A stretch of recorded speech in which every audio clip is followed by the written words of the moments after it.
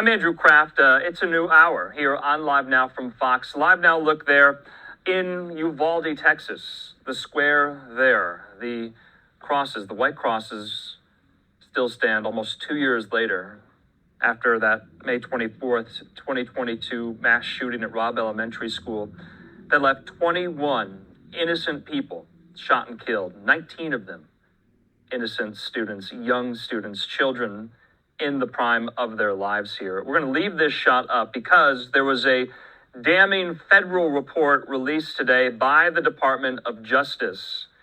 So we're going to hear from Attorney General Merrick Garland very, very soon here. We're going to hear as well from some of the representatives, attorneys, and advocates representing some of the victims' families too as well. But we want to get an update on where the story stands right now. We want to go out now to Fox News' Casey Siegel with his report.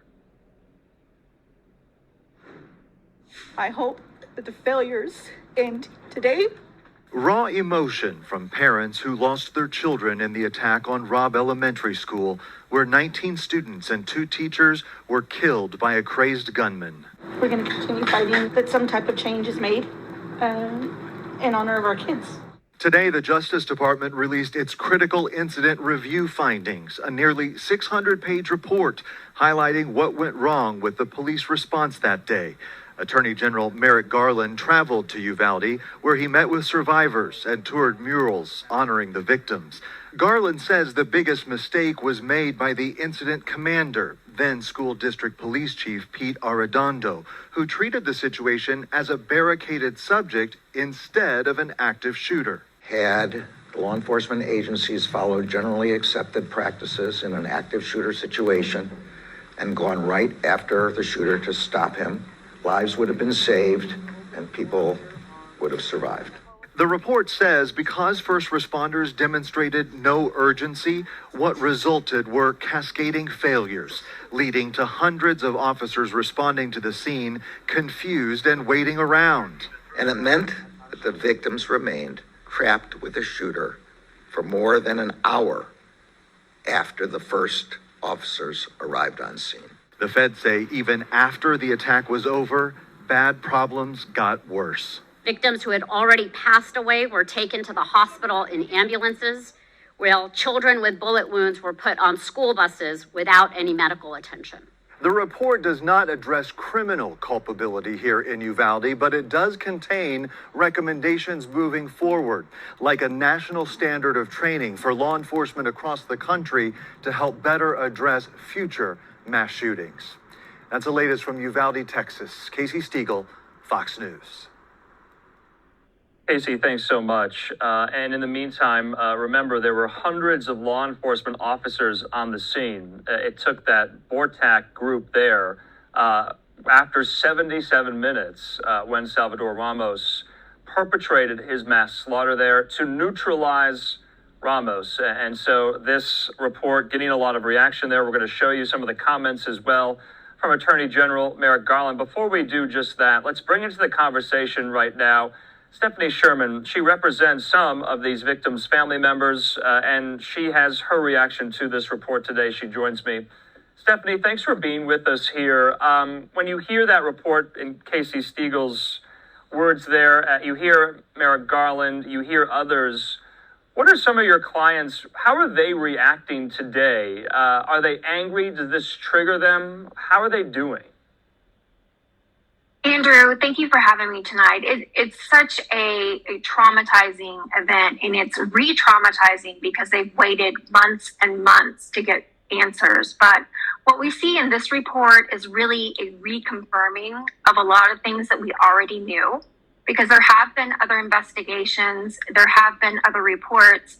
And so it just reconfirms what we all knew all along, and that the law enforcement's epic failures, the school district's epic failures in leaving open a door for the shooter to even enter the school, that all of those things caused the shooting and led to the injuries and harms caused to the victims and the survivors. So a lot of that is reconfirming.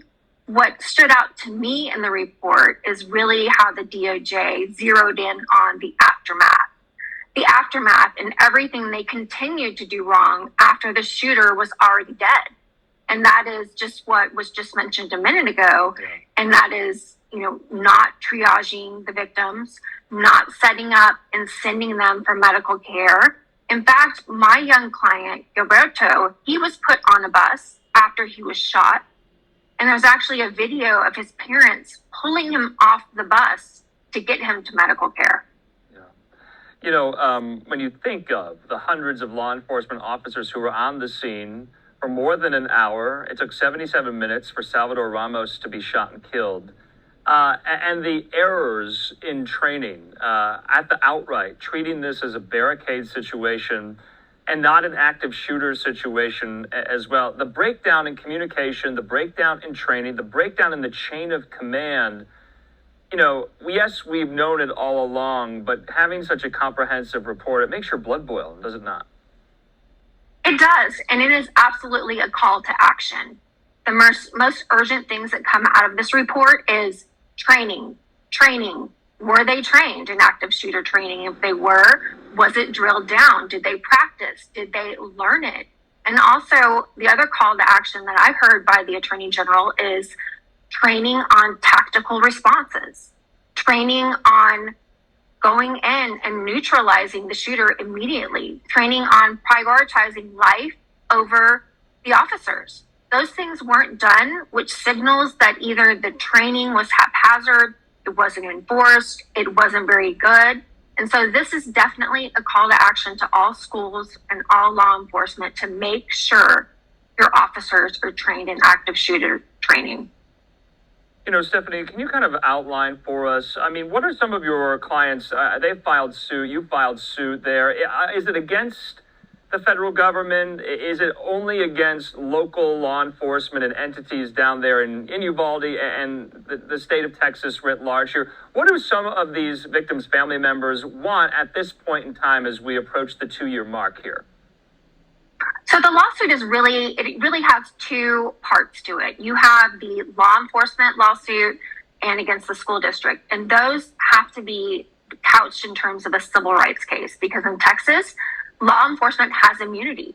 You cannot sue the law enforcement for this. They have immunity in Texas. So you have to craft a civil rights case and argue that the children were denied their duty to their right to life, their right to protection, their right to freedom, and you have to argue a civil rights case. So you have a civil rights case in one side, and then you have claims against the gun maker and the gun seller. And those are not civil rights cases, those are different cases. So you really have two tracks going on in the lawsuit. Stephanie, also, we know people have lost their job in the wake of the Robb Elementary mass school shooting, but no one's been, held criminally responsible. There have been no charges filed. You just kind of outlined how difficult it is to even hold law enforcement civilly liable here. Do you anticipate, are you seeking criminal charges against some of these officers there, Texas DPS, Uvalde, and others? As a civil trial lawyer, I cannot seek criminal charges, but the district attorney in Uvalde is reviewing that, and it's my understanding that she is formulating a plan to send out indictments. And so they could possibly be charged with criminal negligence homicide when you're so negligent that it results in the death of someone, which is exactly what happened here, and also injury to a child. Yeah. Because, Andrew, think, for example, if someone causes an accident and they flee the accident, they can be criminally charged. And here we have a situation where school district, law enforcement caused these children to be harmed by their delays and their deliberate indifference and not taking action. So that, in my mind, is criminal negligence. And I think the DA is going to go there. I don't know, how well you have a pulse on that case there, though, but we maybe will expect criminal charges or at least an indictment filed before the 2-year mark. Do you have any insight into that, do you think? No, I don't think we do. I think the DA is waiting to get all of her ducks in a row to make sure, because this is a big deal and there's going to be a lot of spotlight on this. Yeah. And the families, that's one of the things they want. They want accountability. They want indictments. They want people to be fired. they want real action to take place. And so I think she's going to be careful about when and how that comes down. Yeah, and of course, the suits that you have filed, being the first and in federal court there as well, there is precedent. You know, unfortunately, here at LiveNOW, I've covered so many of these horrible mass shootings. The Uvalde one was really the worst that I had seen. But there is precedent going after gun makers. We saw that after Sandy Hook. Going after the school district, we saw that in Newport News, Virginia, with that sixth grader, his mother, and school officials there. We saw that in the Oxford, Michigan high school shooting as well. So you have precedent on your side, right? Well, Andrew, not really, because you have just called out different states. So we've talked about Connecticut, Florida, Virginia. All of these different states have their own laws, and Texas has immunity for law enforcement, which means I can't sue the law enforcement for their negligence. I can't do that in Texas. I have to do a civil rights case. Sure. And so those precedents, they don't come into play here in Texas. And when you're going after the gun maker in Sandy Hook, they were able to do that under a consumer protection law. Right. We don't have that in Texas. So that's another barrier. Yeah. You know, when you have these discussions with your client, it just feels still so raw, even though we're almost 2 years removed from this. We're showing the shot there in Uvalde, there in the square with the white crosses. And has this community healed any since then? Now that, you know, these reports come out, there's more reports that are ongoing, more investigations that are ongoing. It's brought up time and time again. How do you even recover? Well, I think it's especially difficult for this community because of the cover-up, the conflicting narratives right after the shooting, the lack of information. And so there was a breach of public trust, you know, with law enforcement and with the local community and the families. There was a breach of public trust. And then on top of that, these are hardworking families. They're, you know, sometimes single parent families, or both parents are working and they have children that don't want to go to school. They have children with PTSD. They have children that are suffering. And these are mental health issues in some cases. And so moms or dads are having to stay home from work to take care of their kids, which means lack of resources to the family. Yeah. And so there's a lot of different challenges going on in this particular community that haven't been addressed. And especially by the delay, that means that there's no resources flowing to this community to address these issues. Yeah, and you just can't help but think about that day. You hear 911 audio from a 10-year-old inside the classroom. You see videos of parents begging law enforcement, if they're not going to go in, that the parents will go into the school.